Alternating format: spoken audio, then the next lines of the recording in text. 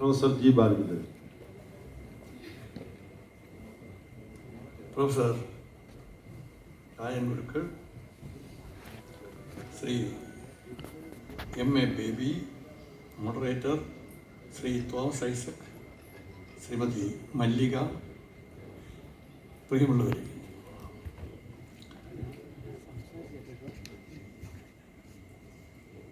ശ്രീ EMSഉം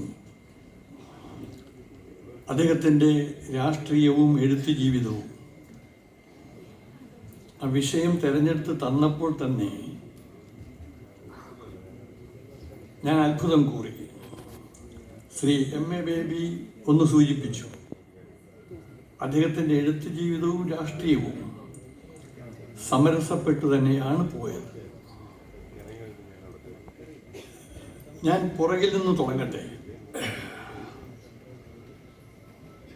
EMSൻ്റെ ലളിത ജീവിതം ഇന്ന് എത്ര CPI പ്രവർത്തകർ അവലംബിക്കുന്നുണ്ട്. വലിയ സമ്പത്തുണ്ടായിരുന്ന ഒരു മന മുഴുവൻ പാർട്ടിക്ക് കൊടുത്ത് നിസ്വനായി ജീവിച്ച് നമ്പൂതിരിത്തം വിട്ട് ചാളയിൽ പോയി പുലയക്കുടിയിൽ പോയി താമസിക്കുകയും അവരുടെ കപ്പയും കഞ്ഞിയും ഉണക്കമീനും ഭക്ഷിച്ച് ജീവിച്ച ആ ഒരു കാലഘട്ടത്തിലെ EM ശങ്കരൻ നമ്പൂതിരിപ്പാടിൻ്റെ ആ ജീവിത ശൈലി, EM ശങ്കരൻ നമ്പൂതിരിപ്പാടിൻ്റെ ആ ജീവിത ശൈലി മഹാത്മാഗാന്ധിയുടെ ലളിത ജീവിതത്തിൻ്റെ ഒരു മാതൃകയിലായിരുന്നു. അദ്ദേഹത്തെക്കുറിച്ച്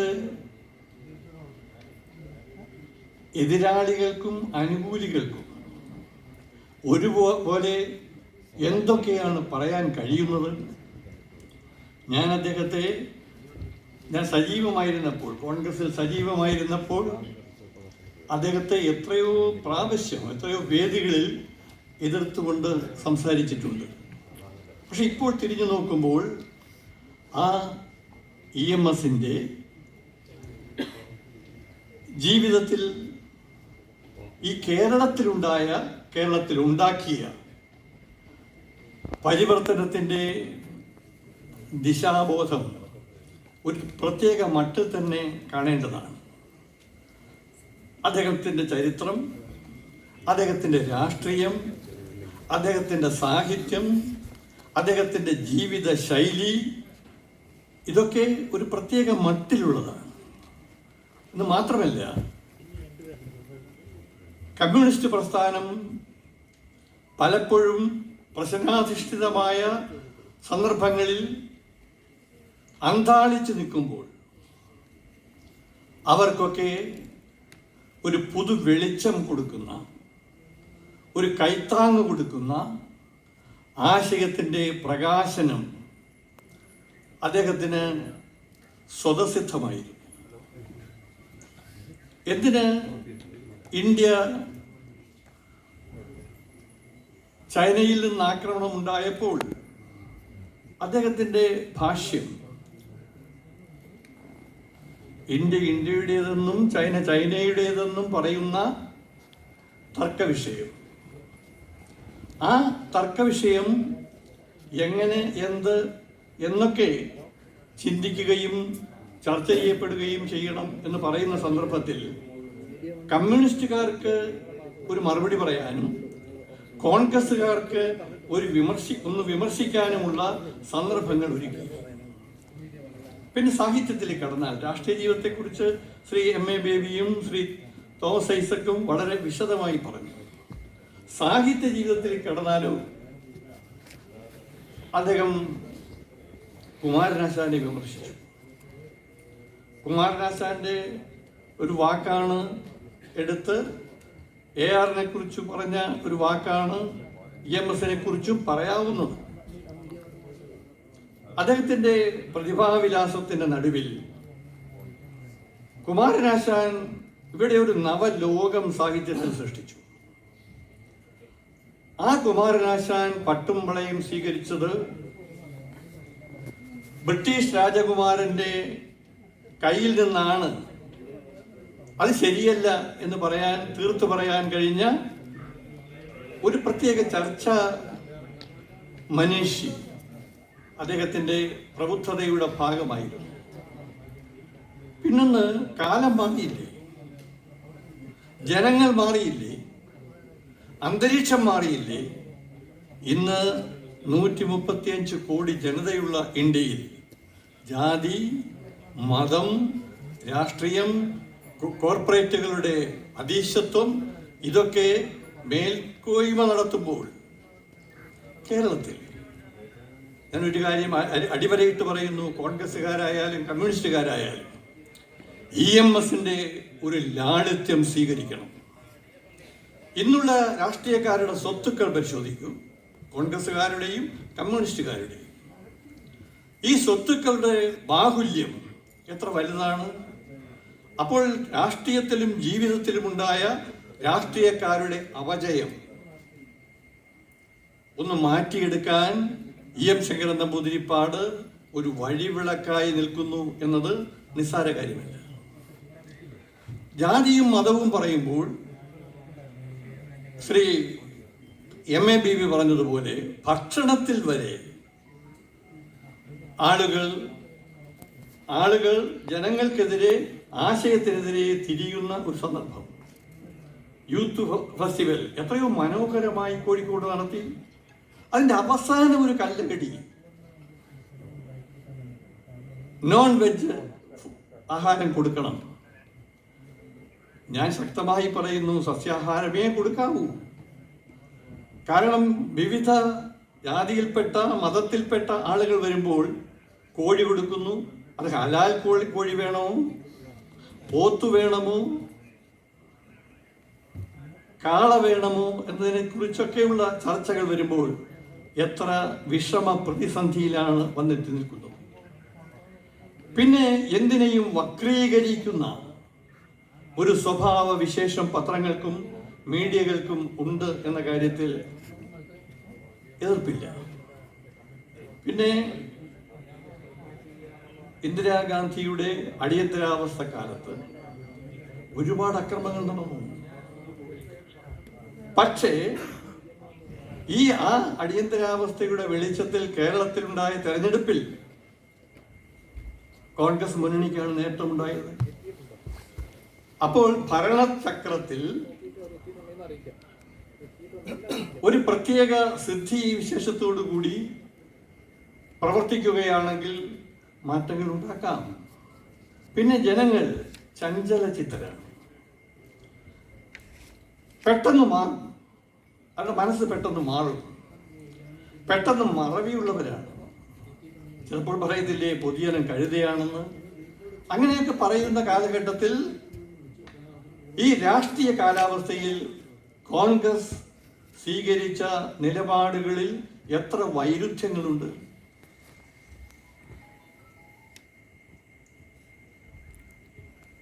ഇന്ദിരാഗാന്ധിക്കെതിരായി പറയുമ്പോൾ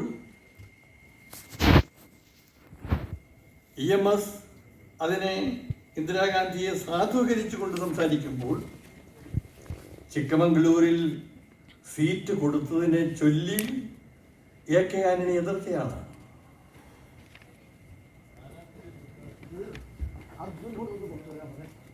അതെ അതെ അതെ നിർത്തില്ല എന്ന് പറഞ്ഞുകൊണ്ട് പ്രതിഷേധിച്ചയാളാണ്. പിന്നെ കോൺഗ്രസിനകത്തും കമ്മ്യൂണിസ്റ്റ് പാർട്ടിക്കകത്തും ബാക്കിയുള്ള ഇടങ്ങളിലുമൊക്കെ ഒരു മാറ്റം വരണം.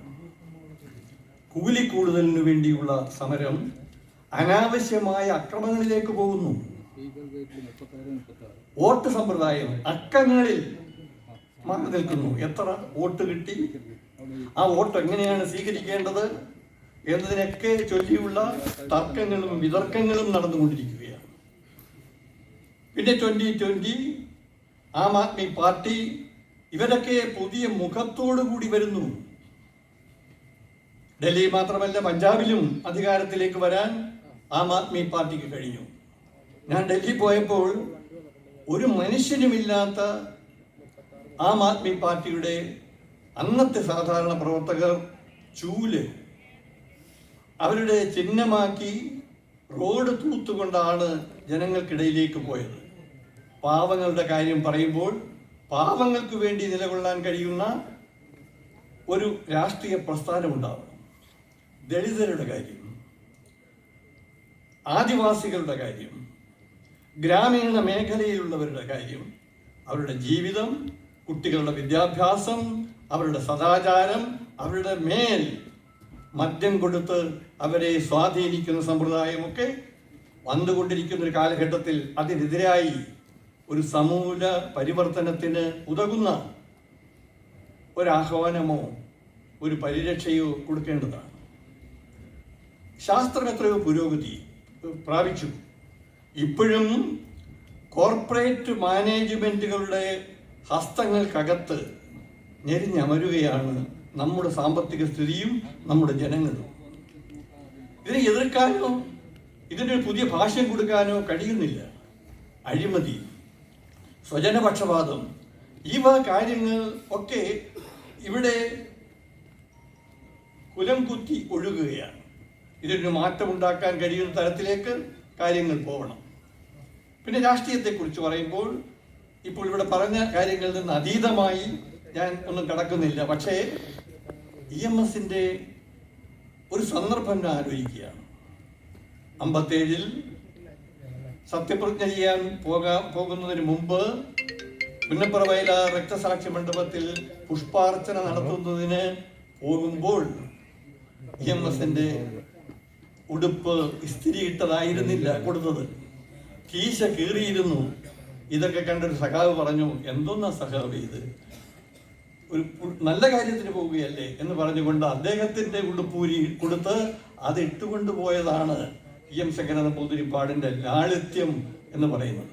അത് കാണണ്ടേ നമ്മൾ, അത് അനുവർത്തിക്കണ്ടേ നമ്മൾ.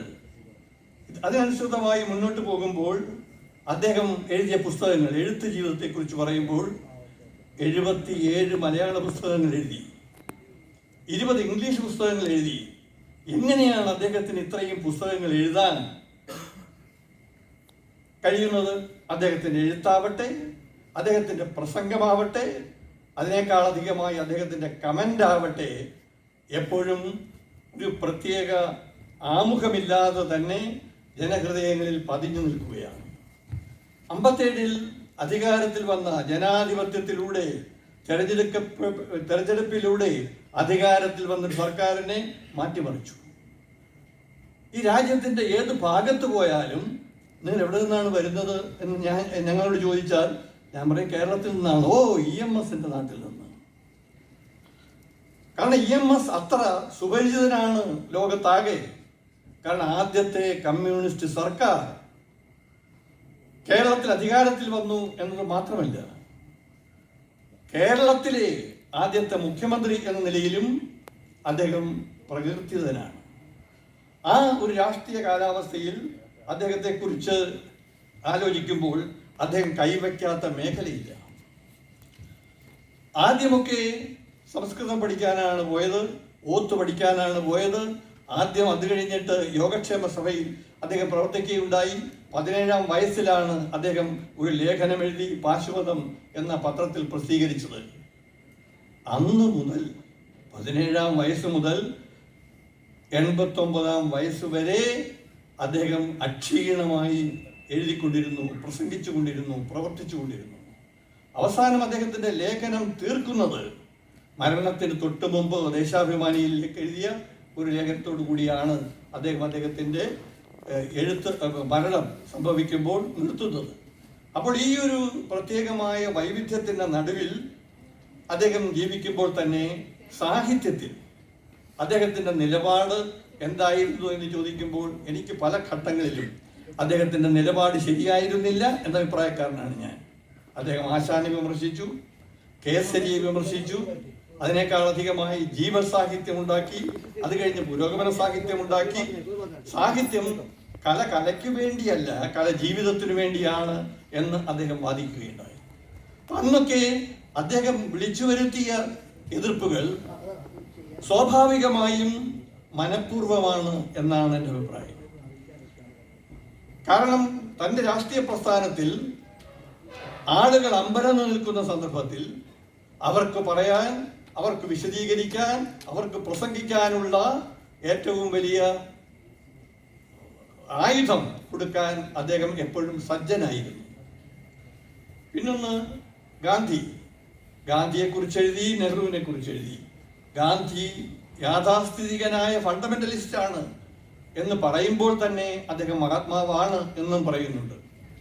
അപ്പോൾ വ്യത്യസ്തമായ കാഴ്ചപ്പാടും അതുപോലെ തന്നെ മനോഹരമായി അതിനെ സാധൂകരിക്കുന്ന നിലപാടും അദ്ദേഹം സ്വീകരിച്ചു. മാർക്സിനെ, എംഗൽസിനെ, ലെനിനെ കാച്ചിക്കുറുക്കി പഠിച്ച അദ്ദേഹത്തിൻ്റെ നിലപാടുകൾ അന്നും ഇന്നും ഒരു പ്രത്യേക പുരോഗതിയിൽ നിൽക്കുന്നു. EMSനെ ഇപ്പോൾ ഞാൻ വാഴ്ത്തുകയാണ്. മുമ്പ് എത്രയോ ഖണ്ഡന വിമർശനങ്ങൾ ഞാൻ നടത്തി. പക്ഷേ ആ EMS അദ്ദേഹത്തിൻ്റെ ഏറ്റവും വലിയ ജാജ്വല്യമാനമായി നിൽക്കുന്ന ഒരു വ്യക്തിത്വത്തിൻ്റെ നടുവിൽ അദ്ദേഹം നമ്മയൊക്കെ മുന്നോട്ട് നയിക്കാൻ പ്രാപ്തനായി നിൽക്കുകയാണ്. എഴുത്ത് ജീവിതവും രാഷ്ട്രീയവും എന്ന് പറയുമ്പോൾ EMSനെ അങ്ങനെ ഒന്നിൽ ഒതുക്കി നിർത്താൻ കഴിയത്തില്ല. സ്ഫോടനാത്മകമായി പൊട്ടിത്തെറിച്ചു കൊണ്ടിരുന്ന ഒരാളാണ്. 57-ലും 67-ലും അധികാരത്തിൽ വന്നപ്പോൾ ഇവിടെ നവോത്ഥാനത്തിൻ്റെ അടിത്തറ പാകിയത് EMSന്റെ ഗവൺമെന്റാണ്. ജനകീയാസൂത്രണം ഉണ്ടാക്കാൻ അടിത്തറ ഇട്ടത് EMSന്റെ ഗവൺമെന്റാണ്. സപ്തകക്ഷി മുന്നണി ഉണ്ടാക്കാൻ, മുന്നണി സംവിധാനം കേരളത്തിൽ ആവിർഭവിക്കാൻ ആദ്യം കാരണക്കാരനായത് EM ശങ്കരൻ നമ്പൂതിരിപ്പാടാണ്. ഈ സന്ദർഭത്തിലൊക്കെ അദ്ദേഹം ഒരു പുതിയ പ്രവണത മലയാള മണ്ണിൽ കേരള ജനതയ്ക്ക് മേൽ ഉണ്ടാകണമെന്ന് ശഠിച്ചിരുന്നു എന്നത് നിസ്സാരമല്ല. കാർഷിക നിയമം എന്തുകൊണ്ടാണ് 57-ൽ അധികാരത്തിൽ വന്ന EMSന്റെ സർക്കാരിനെതിരെ ഇവിടെ ഒരു മുന്നേറ്റം ഉണ്ടായത്? കാർഷിക നിയമം ഇവിടെ അടിച്ചേൽപ്പിച്ചപ്പോൾ അന്നുണ്ടായിരുന്ന ഭൂജന്മിമാർ അതിനെ എതിർക്കാൻ ശ്രമിച്ചു. വിദ്യാഭ്യാസ നയം, മുണ്ടശ്ശേരി കൊണ്ടുവന്ന വിദ്യാഭ്യാസ ബില്ല് ഇവിടെയുള്ള സ്കൂൾ മുതലാളിമാരെ, യാഥാസ്ഥിതികരെ ഒരുമിപ്പിക്കാൻ സഹായിച്ചു. എന്ന് മാത്രമല്ല, സവർണ മേധാവിത്വവും ജാതി മേധാവിത്വവും മതമേധാവിത്വവും ഒരുമിച്ചപ്പോഴാണ് വിമോചന സമരം ഉണ്ടായത്. ഞാൻ അതിനെ ഒട്ടും ന്യായീകരിക്കുന്നയാളല്ല. ആ വിമോചന സമരം കേരള ചരിത്രത്തിൽ ഒരു കറുത്ത ഏടാണ്. അത് ഉണ്ടാക്കാൻ പാടില്ലായിരുന്നു. അങ്ങനെ ഉണ്ടാക്കി EMSനെ ഇവിടെ നിന്ന് മാറ്റിക്കൊണ്ടുപോകാൻ ശ്രമിച്ചപ്പോൾ എത്ര സമരങ്ങളുടെ കൊടുങ്കാറ്റാണ് അഴിച്ചുവിട്ടത്. KSU ഉണ്ടാക്കിയ സമരം, അത് ഞാൻ അതിൻ്റെ കൂടെയാണ്. ഒരണ സമരം, ബോട്ട് സമരം, ബോട്ട് മുതലാളിമാർ അതിൻ്റെ കൂടെ കൂടി. കാർഷിക നിയമം വന്നപ്പോൾ ഭൂ ഉടമകൾ, ക്രൈസ്തവ സഭകളും NSSഉം അതിനകത്ത് ഒരുമിച്ച് കൂടി. അപ്പോൾ ഇവിടെയൊക്കെ വീണ് കിട്ടാൻ കാത്തിരിക്കുന്ന ചില പഴുതുകളിൽ പിടിച്ചുകൊണ്ടാണ് ഈ സമരമുഖങ്ങൾക്ക് നേതൃത്വം കൊടുത്തത്. ഇന്നാവട്ടെ അങ്ങനെ ഒരു സവർണാധിപത്യത്തിൻ്റെ, സാമ്പത്തികാധിപത്യത്തിൻ്റെ, ജന്മിത്വത്തിൻ്റെ കീഴിൽ ഒരു സമരമുഖം ഉണ്ടാവാൻ സാധിക്കുകയില്ല. പിന്നെ ജനങ്ങളെ വിശ്വാസത്തിലെടുക്കണ്ടേ? ആരോപണങ്ങൾ വരുമ്പോൾ അതിനെക്കുറിച്ച് അന്വേഷിക്കണ്ടേ? അന്വേഷിക്കാൻ ശ്രമിക്കുമ്പോൾ EMSന്റെ മന്ത്രിസഭയുടെ കാലത്ത് അദ്ദേഹം ചിലരെ സംരക്ഷിക്കാൻ നിന്നു, മനഃപൂർവ്വം. വെല്ലിംഗ്ടണിന് മറ്റു ചിലരോട് രാജിവെച്ച് പോകണം എന്ന് പറയുകയുണ്ടായി. ഇന്നത്തെ രാഷ്ട്രീയ കാലാവസ്ഥയിലും ചില സന്ദർഭങ്ങളൊക്കെ ഉണ്ടാകുന്നുണ്ട്. EMS അധികാരത്തിലേറിയപ്പോൾ പറഞ്ഞത്, ഞങ്ങൾ ഇവിടെ പരിമിതമായ സാഹചര്യങ്ങളുടെ നടുവിലാണ്, നിയമബന്ധിതമായ ചട്ടക്കൂടുകളുടെ നടുവിലാണ് അധികാരത്തിൽ വരുന്നത്. സ്വാഭാവികമായും അതിന് ഞങ്ങൾക്ക് പോരായ്മകൾ ഉണ്ടാവും. ഞങ്ങൾക്ക് ഇതിലൊരു വലിയ പാണ്ഡിത്യമില്ല, ഭരണത്തിൽ ഞങ്ങൾക്ക് പാണ്ഡിത്യമില്ല, ഞങ്ങൾ പുതുതായി വന്നവരാണ്. അപ്പോൾ അതിനകത്ത് വീഴ്ചകൾ ഉണ്ടാവാം. അതിനെയൊക്കെ അറിഞ്ഞുകൊണ്ട് മുന്നോട്ട് പോകാൻ ശ്രമിക്കുകയാണ് എന്ന് പറയുകയുണ്ടായി. അദ്ദേഹത്തെ കോടതി ശിക്ഷിച്ചു. 1000 രൂപ പിഴയും 1 മാസത്തെ തടവും. അന്നും അതിനൊന്നും അദ്ദേഹം ചമ്മിയില്ല. ഇന്നാണെങ്കിൽ അതിനെയൊക്കെ എതിർക്കുകയോ അതിലൊക്കെ ചൂളിപ്പോവുകയോ ചെയ്യുന്ന ഒരു നേതൃത്വമാണുള്ളത്. ഇവിടെ ഇന്ന് EMSനെ പോലെ ചൂണ്ടിക്കാണിക്കാൻ കഴിയുന്ന ഒരു നേതാവുണ്ടോ ഏതെങ്കിലും ഒരു പാർട്ടിയിൽ? ഹൈന്ദവ മേധാവിത്വത്തിന്റെ നടുവിലേക്ക് കൊണ്ടുപോകുന്ന BJPക്കെതിരായി ഒരു ഘടകമുണ്ടാക്കാൻ കഴിയുന്നുണ്ടോ? മുന്നണികൾ യോജിക്കണമെന്ന് പറയുമ്പോൾ ചില മുന്നണികൾ ചില ഇടങ്ങളിൽ യോജിക്കില്ല, ചില പാർട്ടികൾ ചില ഇടങ്ങളിൽ യോജിക്കുകയില്ല. അപ്പോൾ BJPക്കെതിരായി ഒരു മുന്നണി ഉണ്ടാവണം. ആ മുന്നണി പ്രതിപക്ഷത്തിൻ്റെതായിരിക്കണം. അതല്ലെങ്കിൽ ഇവിടെ വീണ്ടും സവർണാധിപത്യത്തിന്റെ ഹിന്ദു ആധിപത്യത്തിന്റെ ഒരു മേൽക്കോയ്മയ്ക്ക് കീഴിൽ ഇന്ത്യ വളഞ്ഞു കൊടുക്കേണ്ടി വരും. അപ്പോൾ അതിനാവശ്യമായ തരത്തിൽ ഇതിനെ മുന്നോട്ട് കൊണ്ടുപോകേണ്ടതാണ്. EMS KPCCയുടെ സെക്രട്ടറി ആയിരുന്നു. കോൺഗ്രസ് സോഷ്യലിസ്റ്റ് പാർട്ടി KPCCയിൽ നിന്നുകൊണ്ട് തന്നെ പുരോഗമനാത്മകമായ നയത്തിലേക്ക് മാറി ചിന്തിക്കുകയുണ്ടായി. എന്തിന്? CPIMന്റെ ഫൗണ്ടറാണ് അത് നടപ്പിലാക്കിയത് EM ശങ്കരൻ നമ്പൂതിരിപ്പാടാണ്. അപ്പോൾ EM ശങ്കരൻ നമ്പൂതിരിപ്പാടിനെ കുറിച്ച് ഒരു ചാർട്ട് ഉണ്ടാക്കിയാൽ എന്തിൻ്റെയൊക്കെ നേതൃത്വമാണ് അദ്ദേഹം ഏറ്റെടുക്കാതെ പോകുന്നത് എന്ന് മാത്രം ചിന്തിച്ചാൽ മതി. അവിടെയൊക്കെ ഏറ്റവും വലിയ സ്വീകാര്യത അദ്ദേഹത്തിനുണ്ടായിരുന്നു. ഇന്ന് നേതാക്കന്മാരെ നോക്കൂ. EM ശങ്കരൻ നമ്പൂതിരിപ്പാടിനെ പോലെയുള്ള ലളിത വേഷം ധരിക്കുന്നവരുണ്ടോ? ലളിത ഭക്ഷണം കഴിക്കുന്നവരുണ്ടോ? എല്ലാവരും നക്ഷത്ര ഹോട്ടലുകളിൽ പോകുന്നു. പല സ്ഥലങ്ങളിലും അദ്ദേഹം പൂർവ്വ ജർമ്മനിയിൽ ചികിത്സയ്ക്ക് പോയപ്പോൾ അദ്ദേഹത്തിന്റെ അധികാരം കൈമാറാതെ ഇവിടെ ഇരുന്നപ്പോഴാണ് മന്ത്രിസഭയ്ക്കകത്ത് ചില കലുഷിതമായ സന്ദർഭങ്ങളുണ്ടായത്. അതൊക്കെ സ്വാഭാവികമായി ഒരു രാഷ്ട്രീയ പ്രസ്ഥാനത്തിനകത്ത് അദ്ദേഹം ബോധപൂർവം ചെയ്തതാണ്. അത് ചെയ്യാതെ ആരെങ്കിലും ഏൽപ്പിച്ചിരുന്നുവെങ്കിൽ അവരുടെ തന്നിഷ്ടം നടത്തുമായിരുന്നു. മന്ത്രിമാർ തന്നെ അവരവരുടെ ഇഷ്ടമനുസരിച്ച് കാര്യങ്ങൾ നടത്തിപ്പോവുകയല്ലേ. ഉപ്പു സത്യാഗ്രഹത്തിൽ അദ്ദേഹം പങ്കെടുത്തു. ഖിലാഫത്ത് പ്രസ്ഥാനത്തിൽ അദ്ദേഹം പങ്കെടുത്തു. അതുപോലെ തന്നെ ഈ രാജ്യത്തുള്ള സമസ്ത മേഖലകളെ കുറിച്ചും സർവസ്പർശിയായി പോകുന്ന അദ്ദേഹത്തിന്റെ അഭിപ്രായങ്ങൾക്ക് മുൻതൂക്കം കൊടുക്കണം. ഇന്ന് വായിക്കുന്ന രാഷ്ട്രീയക്കാരുണ്ട്. ശ്രീ MA ബേബിയും ശ്രീ രാജൻ ഗുരുക്കളും ശ്രീ തോമസ് ഐസക്കും ഒക്കെ നന്നായി വായിക്കുന്നവരാണ്. അതല്ലാതെ ഇന്ന് അധികാരത്തിലിരിക്കുന്നവർ എത്ര പേരാണ് വായിക്കുന്നവർ? എത്ര പേരാണ് ചിന്തിക്കുന്നവർ? എത്ര പേരാണ് ജനകീയ പ്രശ്നങ്ങൾക്ക് വേണ്ടി കാതോർത്തു നിൽക്കുകയും അവർക്ക് വേണ്ടി തലകുനിക്കുകയും ചെയ്യുന്നത്? ആരുമില്ല. പിന്നൊന്ന്,